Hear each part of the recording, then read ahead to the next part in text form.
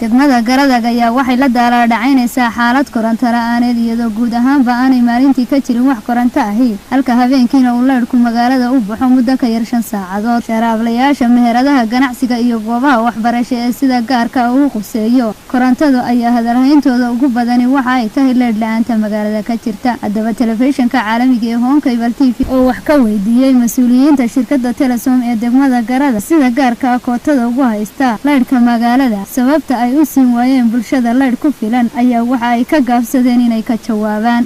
dhanka kale waxaanu midnid u booqanay mashiinada ganacsiga ee sida gaarka ah loo leeyahay kuwaasoo saacadaha habeenkii ka mid ah fariiqiyo korontada oo dhammaantoodba albaabadu u laaban yihiin. waxayna aanu wax ka weydiinay mas'uuliyiinta degmada Garadag iyo bulshaweynta oo dhammaantoodba ka gaabsaday lama oga xilliga ay degmada Garadag heli doonto koronto ku filan taasoo soo jiitamaysay muddo dheer. فرحة عبد النور تلفزيون كعالمي هون كيبل تي في دقمة قردة قبل